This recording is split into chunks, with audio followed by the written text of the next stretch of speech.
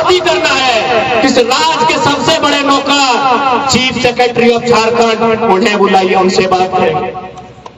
कहिए उनको दलील प्रस्तुत करे नियोजन नीति को लेकर, कहिए उन्हें दलील प्रस्तुत करे स्थान नीति को लेकर। हम लोग भी ड्राफ्टिंग करके बैठे हैं कि स्थान नीति का प्रारूप क्या होगा, नियोजन नीति का प्रारूप क्या होगा।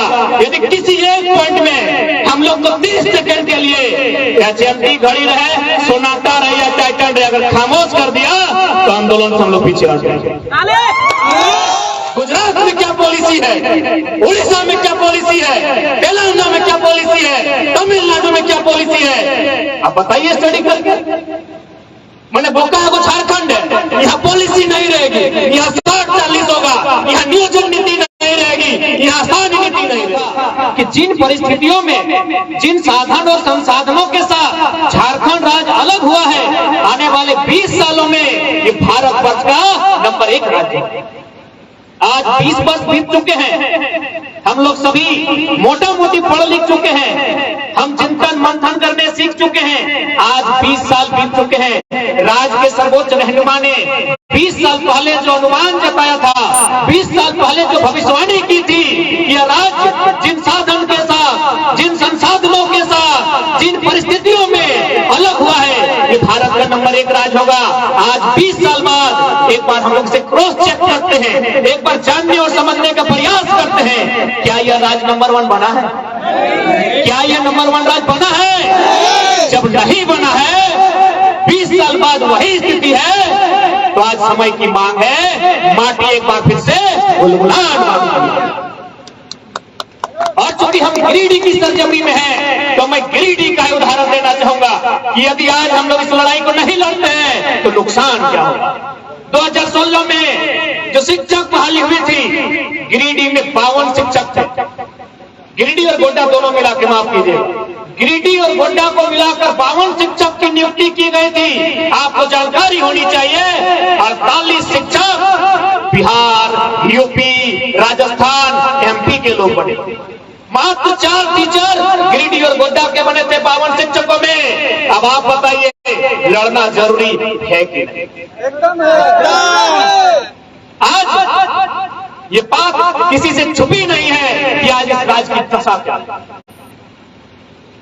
आज जिस उम्मीद के साथ इस राज्य का गठन किया गया था, जिस उम्मीद के साथ इस राज्य का गठन किया गया था, आज हर वो उम्मीद कहीं ना कहीं टूटकर, हर वो सपने चकनाचूर हो रहे हैं। अब ऐसी परिस्थिति में सवाल बनता है कि क्या हम लोग चुप रहे या आंदोलन करें और अपने अधिकार को सड़क से होकर सदन के भीतर घुसकर छीन कर ले। आज बहुत सारे लोग, हमारे तमाम वक्ताओं ने कहा, लोगों की संख्या को लेकर आपत्ति जताया। एक बात याद रखिएगा, हम लोग इंसान हैं। यहाँ जो भी संख्या एकत्रित हुई है, जितने लोग जुटे हैं, हम लोग इंसान हैं। और आप इंसानों की संख्या को 1, 2, 3, 4 ऐसा नहीं गिना जाता। 1, 2, 3, 4 लिप्टस का पेड़ को गिना जाता है। 1, 2, 3, 4, 5, 1, 2, 3, 4 इस आम के पेड़ों को गिना जाएगा। इंसान की गिनती होती है इकाई, दहाई, सैकड़ा, 1000, 10,000, लाख, 10,00,000। अपने आप को पॉजिटिव रखिए, अपने आप को उत्साहित रखिए। अपने आप को हतोत्साहित क्यों? आप यहाँ अकेले आए हैं, क्या आप हवा पानी से जन्म हुआ है? आपके माता पिता हैं, हो सके अगर आप विवाहित थे तो आपने भी 2 बच्चों को जन्म दिया है। क्या वे लोग आपके विचारों के साथ नहीं है? यदि वे लोग आपके विचारों के साथ नहीं होते तो यहाँ आपको आने ही नहीं। यदि आपके माता पिता, यदि आपकी अर्धांगिनी, यदि आपके बच्चे आपके विचारों के साथ नहीं होते तो यहाँ हमारा भाषण सुनने आने ही नहीं। इसलिए इस भूल में और इस गिनती में नहीं रहे कि लोगों की संख्या। इंसान विचारधारा से सृजन होता है, इंसान विचारधारा से चलते हैं। इसलिए आज यहाँ लोगों की संख्या क्या है वो मायने नहीं है, हमारा आंदोलन सही दिशा में है कि नहीं है, हमारा आंदोलन सार्थक है कि नहीं है, ये प्रश्न सवाल लोग करेंगे कि क्या ये आंदोलन चूंकि युवाओं का आंदोलन है, नौसिखे नौजवानों का आंदोलन है, पढ़ने वाले बच्चों का आंदोलन है, क्या ये इन मोबाइल, फेसबुक और व्हाट्सएप से होकर विधानसभा के भीतर तक जाएंगे कि नहीं जाएंगे, आपके मन में ये सवाल भी आता होगा।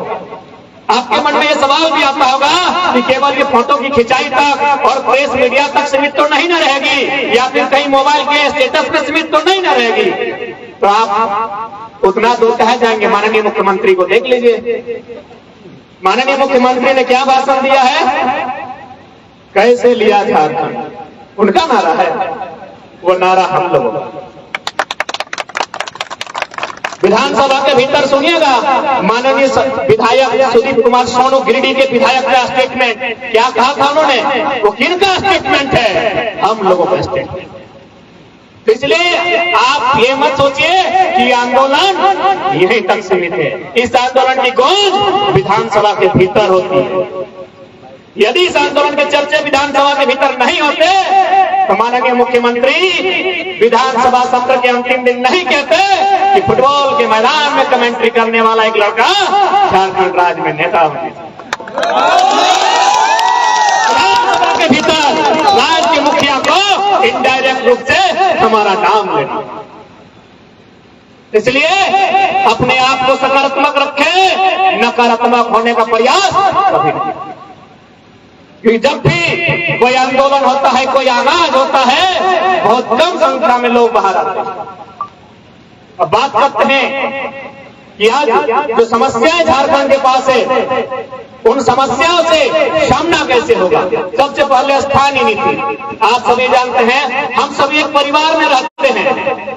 किसी भी परिवार को चलाने के लिए, किसी भी जिला, देश, राज्य को चलाने के लिए एक पॉलिसी होती है, एक नीति बनती है। बिना नीति के कुछ भी नहीं चलता है। आज हम फुटबॉल के मैदान में हैं, यहाँ फुटबॉल का खेल होता होगा, अरे 90 मिनट का खेल छोड़ दीजिए, 5 मिनट में जो पेनल्टी का खेल होता है उसके लिए नीति बनती है। लेकिन कितना दुर्भाग्य का विषय, झारखंड राज्य एक नीति नहीं है। इस राज्य के पास एक पॉलिसी नहीं है कि यहाँ के स्थानीय लोग को। आज मनोजदा कह रहे थे कि लोग, बड़े बड़े अधिकारी कहते हैं कि आप लोग बाहरी भीतरी के नाम पर बांट रहे हैं। स्पष्ट शब्दों में कहते हैं बिहार और झारखंड में बांट रहे हैं। मैं चूंकि आज कहीं ना कहीं बिहार की सीमाओं से सटे क्षेत्र में खड़ा हूं, और मैं बिहार के अगर चैनल के माध्यम से, मीडिया के माध्यम से अगर कोई बिहार का भाई सुनता है तो मैं उससे कहना चाहूंगा कि इसमें बांटने का क्या सवाल है। आपके राज्य में क्या पॉलिसी है? आप अपने राज्य में जो नियुक्तियां ली जाती है उसमें अन्य राज्य के लोगों को क्या प्रावधान देते हैं? गुजरात में क्या पॉलिसी है, उड़ीसा में क्या पॉलिसी है, तेलंगाना में क्या पॉलिसी है, तमिलनाडु में क्या पॉलिसी है? आप बताइए स्टडी करके। मैंने बोकारो झारखंड है, यहाँ पॉलिसी नहीं रहेगी, यहाँ 60-40 होगा, यहाँ नियोजन नीति नहीं रहेगी, यहाँ स्थानीय नीति नहीं रहेगी। और आप बात करते हैं बारी बिक्री की, हम हर स्वीकार करते हैं, हजारों लाखों की भीड़ से स्वीकार करते हैं। हाँ, हम बिहार से कटकर अलग हैं।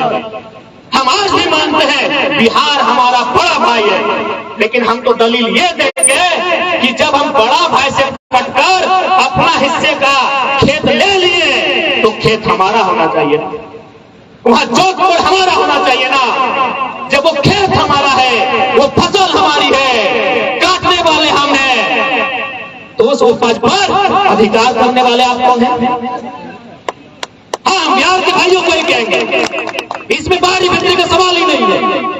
हर राज्य की अपनी पॉलिसी है, उड़ीसा की पॉलिसी है, गुजरात की पॉलिसी है, किसी भी राज्य की पॉलिसी को देखिए। अभी शायद छत्तीसगढ़ में दरोगा की बहाली आई है, हमारे कुछ साथी ऑनलाइन फॉर्म फिल कर रहे थे, सारा भरा, नाम, पिता का नाम, क्वालिफिकेशन, एड्रेस सब भरा। लास्ट में कहा, क्या आप छत्तीसगढ़ के निवासी हैं? हाँ या ना में उत्तर दीजिए। क्या कीजिए? जैसे लिखा नहीं, फॉर्म खत्म, फॉर्म क्लोज। आप झारखंड के फॉर्म को भरिए। क्या आप झारखंड के निवासी हैं? आप लिखेगा नहीं, वहां आपको फिलअप करने का मौका मिलेगा। तो क्या ये साजिश नहीं है? क्या हमारे झारखंड के नौजवान इसी हाल में जिएंगे कि हमने इसीलिए अलग झारखंड राज्य लिया है? अब बात करते हैं लोग कानूनों की बात करते हैं, क्योंकि वो ये लोग इन्हें लगता है कि झारखंड के लोग कानून जानते हैं।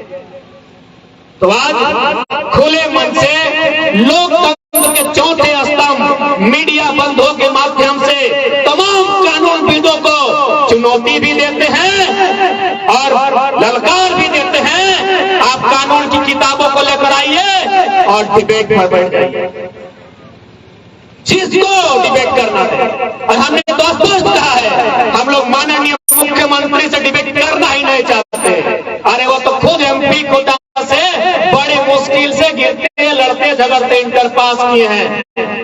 कल ही हम पीएचडी का एनुअल रिपोर्ट सबमिशन करके आए हैं, 3 बार में डॉक्टर और बन गए। इसीलिए अगर डिबेट ही कराना है, यदि विषय पर बात ही करना है, इस राज्य के सबसे बड़े नौकर चीफ सेक्रेटरी ऑफ झारखंड, उन्हें बुलाइए, उनसे बात करें। कहिए उनको दलील प्रस्तुत करें नियोजन नीति को लेकर, कहिए उन्हें दलील प्रस्तुत करें स्थान नीति को लेकर। हम लोग भी ड्राफ्टिंग करके बैठे हैं कि स्थान नीति का प्रारूप क्या होगा, नियोजन नीति का प्रारूप क्या होगा। यदि किसी एक पॉइंट में हम लोग को 30 सेकंड के लिए या चलती घड़ी रहे, सोनाटा रहे या टाइटन रहे, अगर खामोश कर दिया तो आंदोलन से हम लोग पीछे हट जाएंगे। आज 22 सालों का झारखंड है, अब हम लोग जुआन नहीं सियान भी हो गए। अब हम लोग जुआन नहीं सियान हुए हैं। इसी बात के इनके पेट में कि अब ये लोग बोलने लगा है, ये लोग लड़ने लगा है, ये लोग लोगों को चलाने लगा है। आप कानून की बात करते हैं तो हम कानून की बात आपके समक्ष करना चाहेंगे। आप कहते हैं कि भारत देश में कोई कहीं भी रह सकता है, खा सकता है, गुजर बसर कर सकता है। पहला बात, कानून की जानकारी आपके पास आधी अधूरी होगी। आप जिस देश की दुहाई करते हैं, उसी देश के सुप्रीम कोर्ट में जो दिल्ली में बैठी है माननीय सर्वोच्च न्यायालय 2002 को Gurmeet Singh versus Chandigarh housing court के खिलाफ एक जजमेंट दिया था कि एक व्यक्ति एक ही राज्य का स्थानीय निवासी हो सकता है। 2002 का यह स्टेटमेंट है जो माननीय सुप्रीम कोर्ट का स्टेटमेंट कि एक व्यक्ति एक ही राज्य का निवासी हो सकता है। अब बताइए हम कहां गलत हैं, हम कहां गलत है बताइए। आप झारखंड में भी रहेंगे और आपका जो मूल निवास है यूपी, बिहार, बंगाल, उड़ीसा, आप वहां भी जाएंगे, आप दोहरी नीति का लाभ लेंगे तो ये कोई बर्दाश्त नहीं करेगा। इसके लिए आप हमें नक्सली कहो, आतंकी कहो, जो कहना है स्वीकार है, लेकिन वास्तव में कोई दोषी है आप लोग हैं, क्योंकि संविधान उल्लंघन हमने नहीं उन लोगों ने किया है जो 2 राज्य में स्थानीय निवासी होने का दावा करते हैं।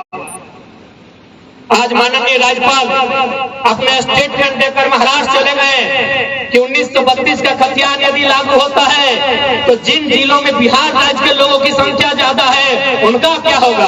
तो हम माननीय राज्यपाल महोदय, आप जहां गए हैं हम वही का उदाहरण लेते हैं। आप महाराष्ट्र गए हैं ना, महाराष्ट्र में अनुमानित लगभग लाखों की संख्या में बिहार, यूपी और झारखंड के लोग रहते हैं। माननीय राज्यपाल आप महाराष्ट्र गए हैं, आप महाराष्ट्र को सर्वे कीजिए, मोटा मोटी 5 साल जरूर वहां राज्यपाल रहिएगा। महाराष्ट्र के सर्वे कीजिए राज्यपाल महोदय, आप उस राज्य के सर्वोच्च रहनुमा बन के गए हैं, वहां लगभग नहीं करने से भी करोड़ों की संख्या अन्य राज्यों की रहती है। क्या उनको वहां किसी जिले में, किसी तालुके में स्थानीय निवासी होने का अधिकार है? क्या है? तो फिर ये दोहरी नीति झारखंड के साथ क्यों? ये दोहरी नीति झारखंड के साथ क्यों कि जिन राज्यों में